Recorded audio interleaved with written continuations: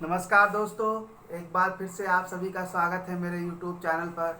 मैं अमित तिवारी आपको मैथ और रीजनिंग पढ़ा रहा हूं। दोस्तों, मैंने जब से पढ़ाना शुरू किया है कंटिन्यूटी मैंने बना कर रखा है। एक भी दिन मैंने वीडियो बनाना मिस नहीं किया है। तो आपके अंदर भी कंटिन्यूटी बनी रहे, आप भी पढ़ते रहिए। आज एक बहुत ही अच्छा टॉपिक लेकर आया हूँ मैं आपके लिए, बहुत ही अच्छा।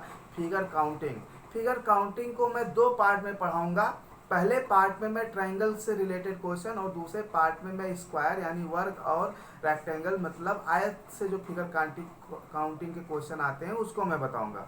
दोस्तों, इसमें मैं हर तरीके के क्वेश्चन बताऊंगा। आप कहीं कहीं देखेंगे कि दो तीन कॉन्सेप्ट बता दिया जाता है, कहीं दो तीन कॉन्सेप्ट, लेकिन जितने भी टाइप के क्वेश्चन आते हैं मैं पूरा, चाहे वो 7 कॉन्सेप्ट हो 8 कॉन्सेप्ट हो, कंप्लीट एक वीडियो में आपको बताना चाहता हूँ।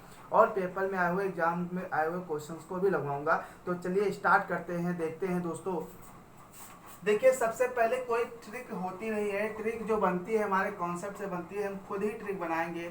आप ध्यान से देखिए कि ये सबसे पहले आपको दिख रहा है कितने त्रिभुज है। एक त्रिभुज है, एक त्रिभुज है। अगर मैं बीच में एक लाइन और खींच दिया तो दोस्तों एक ये वाला बन गया, और इस पूरे को देखोगे तो एक और बन गया, मतलब दो। अगर आप सिर्फ इसको एक गिनते हैं तो ये त्रिभुज थोड़ी, ये तो चतुर्भुज है। आप पूरा इसको गिनिए तो आपका हो गया दो। तो कुल मिला के आपके दो ट्रायंगल बन गए।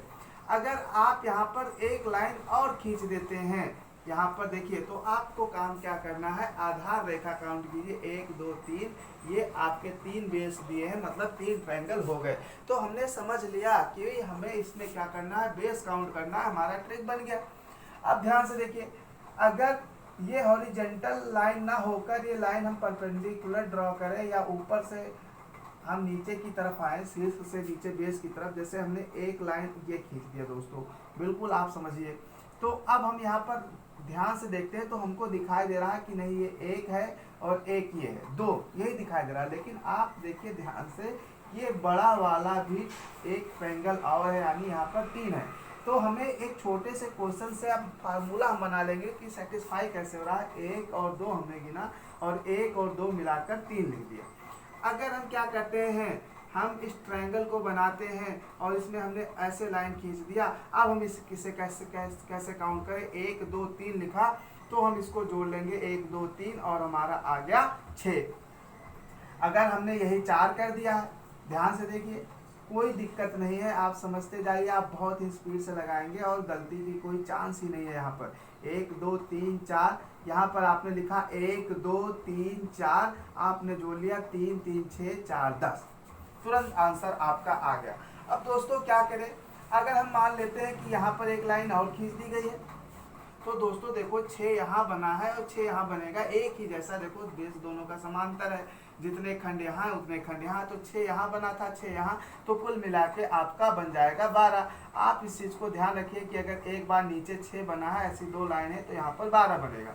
यहाँ पर देखिए, मैं यहाँ पर 2 लाइन खींच देता हूँ, तो देखिए एक लाइन में आपका 10 बना, ऐसे 2 लाइन और है, तो आपको 10 को 3 से गुणा करके बता देना है आंसर, कि आंसर यहाँ पर 30 आने वाला है। उम्मीद कर रहा हूँ कि आपको ये टाइप समझ में आया होगा, ये कॉन्सेप्ट समझ में आया होगा। दोस्तों, अब कई बार किया जाएगा कि अब इन्हीं कॉन्सेप्ट को मिलाकर कोई नया कॉन्सेप्ट बना दिया जाएगा, ऐसे आपका बना दिया जाएगा, और फिर यहाँ से ये जो लाइन है वो ऐसे खींच दी जाएगी, ये लाइन ऐसे खींच दी जाएगी। तो आप जहाँ तक आपका कॉन्सेप्ट काम कर रहा है, कॉन्सेप्ट लगाइए और समझिए, चीज़ वही है, बस थोड़ा सा चित्र बदला जाएगा और कुछ इसमें खास नहीं किया जाएगा। तो ये उम्मीद करता हूँ कि आपके समझ में आया होगा। आगे चलते हैं और देखते हैं अगले क्वेश्चन की तरफ, अगला टाइप क्या है।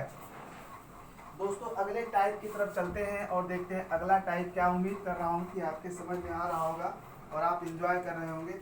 अब देखिए, जैसे यहाँ पर मैंने एक चित्र बनाया, बहुत ध्यान से देखिए आप लोग, ये चित्र हमने बना दिया और इसके अंदर एक ट्रायंगल और बना दिया। ऐसे क्वेश्चंस भी पेपर में भर भर के बिल्कुल आते हैं, बहुत क्वेश्चन आते हैं। अब दोस्तों देखिए ध्यान से, आप यहाँ पर आपको दिखाई दे रहा है 1 2 3 4, मतलब ऐसे में ये 4 आपको दिखाई दिया।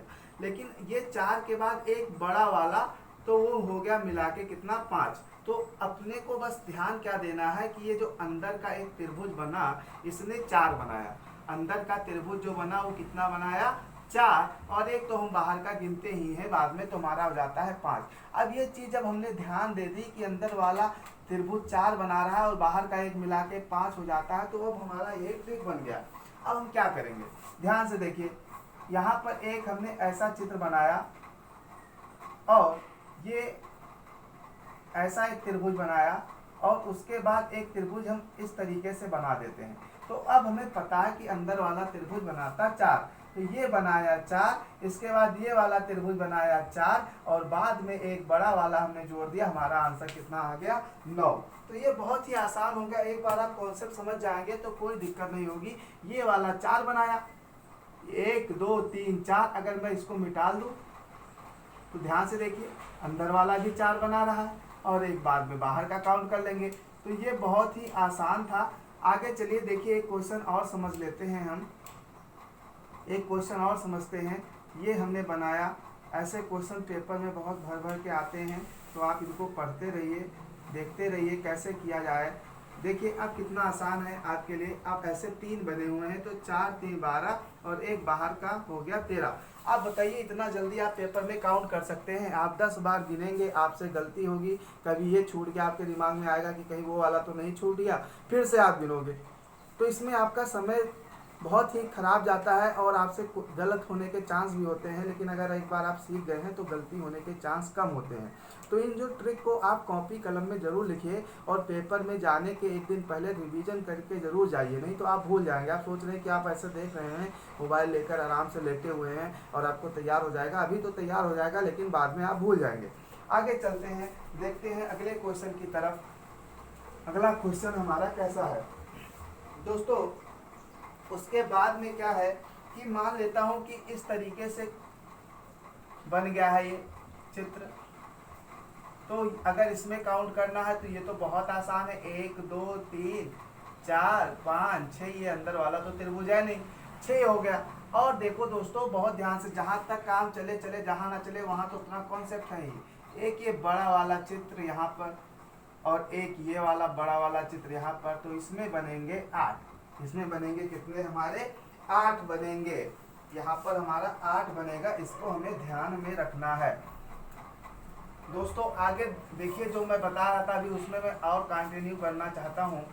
ध्यान से देखिए, जैसे आपका ये चित्र था, अगर हमने क्या करें कि यहाँ से एक लाइन खींच दे, एक लाइन यहाँ से खींच दे, एक लाइन यहाँ से हमने खींच दिया। अब आपसे पूछा जाए कि कितने ट्रायंगल हैं, कितने ट्रायंगल हैं, तो आपको कंफ्यूज बिल्कुल भी नहीं होना है दोस्तों। अगर मान लेता हूँ कि ये लाइन ना खींचा होता तो आप आंसर देते कि 4 था और एक बाहर वाला था 5 था। और जब ये लाइन खींच दिया गया तो एक त्रिभुज इधर, एक त्रिभुज इधर बढ़ा, एक त्रिभुज इधर, एक त्रिभुज इधर बढ़ा, एक त्रिभुज इधर और एक त्रिभुज इधर बना। तो ये कुल मिला के कितने त्रिभुज बढ़ गए, यहाँ पर 6 और बढ़ गए, तो 5 6 हो गया 11। तो अपना वही वाला ट्रिक है भाई। हम यहाँ तक देखो, हमें क्या करना है कि ये 4 लिखा, ये 2 2 2 2 बढ़ा 6 हो गया और एक हो गया 11। आप सोच रहे होंगे कि ऐसे वाले में तो 3 बनता था, तो मैं 2 2 क्यों कह रहा हूँ दोस्तों। जब हमने ये 4 गिना तो इसमें 1 और ये पूरा 1 गिन लिया, तो इसलिए इसको 3 नहीं गिनेंगे। अब हम यहाँ पर 2 गिनेंगे। आप अगर उसको 3 3 गिनते हैं तब भी यहाँ पर आपका आंसर आ जाएगा, कोई बड़ी बात नहीं है। 3 3 6 3 9, एक अंदर वाला 10, एक बाहर वाला 11, तब भी आपका आंसर 11 आ जाएगा। अब देखिए ये वाला जो मैंने आपको तरीका बताया, इससे क्या होगा कि फ़ायदा आपको ये होगा कि एक अच्छा क्वेश्चन पेपर में आएगा और आप उसको गलत नहीं करोगे, नहीं तो आप कंफ्यूज होके आप वो पेपर में क्वेश्चन गलत कर सकते हैं। ये पेपर में आया हुआ क्वेश्चन है, ध्यान से देखिए क्या क्वेश्चन है, बस इसको आप देखते जाइए। ये यहाँ पर क्वेश्चन मैंने फिगर बना के तैयार कर दिया। मैं कोशिश कर रहा हूँ कि आपको अच्छा फिगर बना के दूँ कि आपके समझ में आए। ये मैंने बना दिया दोस्तों। यहाँ कुल कितने फिगर हैं तो बहुत ध्यान से देखना दोस्तों। ये अंदर वाला जो चित्र है ये 4 बना रहा है, ये अंदर वाला कितना बना रहा है 4। और एक समय के लिए मैं मान लूँ कि ये लाइन ना खींची होती तो ये वाला भी 4 बनाता, तो हमारे पास कितने हो गए 8। अब जब ये लाइन खींच दी गई तो ये 2 2 बना रहे हैं, तो 8 और 6 हमारा हो गया 14।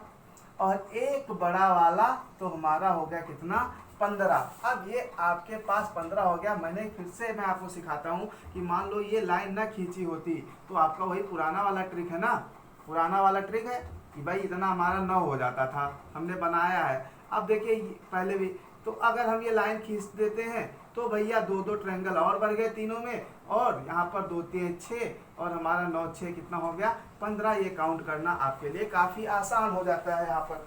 तो ये उम्मीद कर रहा हूँ कि आपके समझ में आ रहा होगा दोस्तों। आगे चलते हैं और देखते हैं अगले क्वेश्चन की तरफ। अगले क्वेश्चन की तरफ चलते हैं दोस्तों। अब जैसे हमने क्या किया कि यहाँ पर देखिए, अगर हमारा कोई इस तरीके से चित्र बना हुआ है, पूछा जाए कि इसमें कितने ट्रायंगल हैं, तो आप इसको काउंट कर लीजिए नॉर्मली और आप बता सकते हैं कि यहाँ पर कितने ट्रायंगल हैं। 1 2 3 4। आपने 4 काउंट किया दोस्तों। कितने काउंट किया आपने? 4। यही तो काउंट किया ना आपने, 4। अब आपको दिखाई कितने दे रहे हैं कि यहाँ पर 4 हैं, लेकिन आप सही से देखिए तो आपको पता चलेगा कि 4 से ज़्यादा है। कैसे? देखिए, एक ये आपका हो गया तो 5 हो गया, एक ये आपका हो गया तो 6 हो गया, ठीक है, और एक आपका इधर से ये 7, एक इधर से 8। तो अब आपको इस क्वेश्चन को कैसे लगाना है, ध्यान से देखिए। जैसे एक बार इधर से आप गए तो 5 हुआ, एक बार इधर को आए 6 हुआ, फिर यहाँ से आप इधर को गए 7, इधर से गए 8। तो अगर ऐसे सवाल आते हैं तो आप 4 गुणे 2 कर दीजिए, आपका आंसर हो गया 8।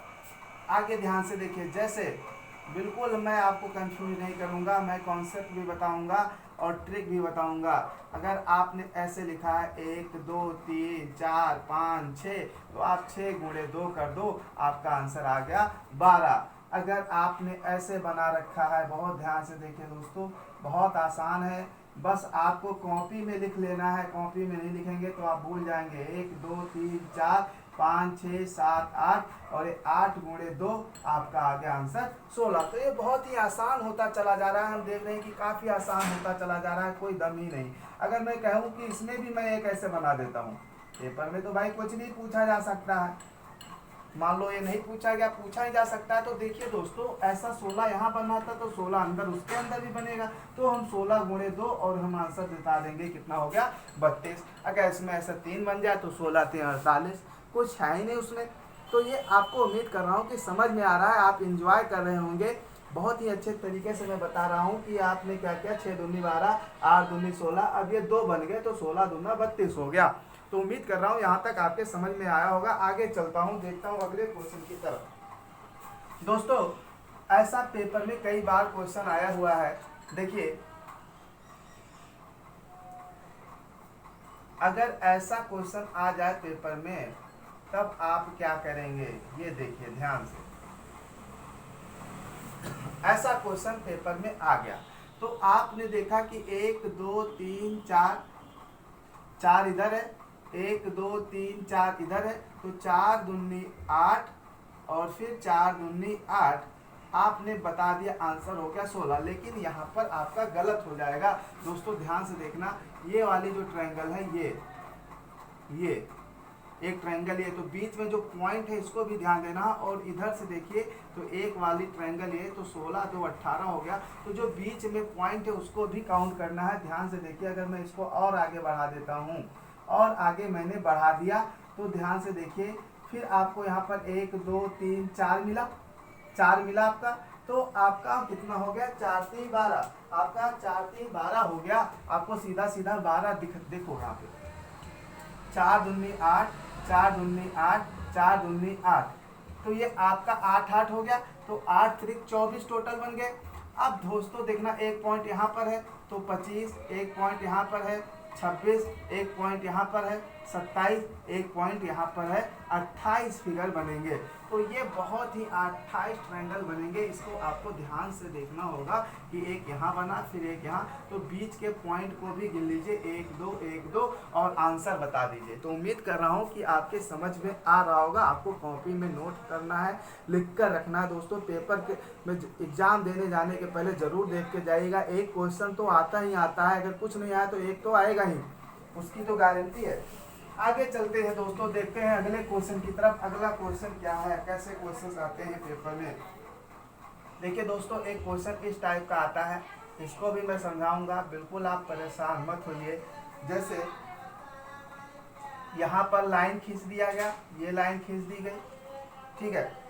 उसके बाद में क्या किया गया है, उसके बाद में एक लाइन इसमें खींचा गया है ऐसा, एक लाइन ऐसा खींचा गया है, ठीक है।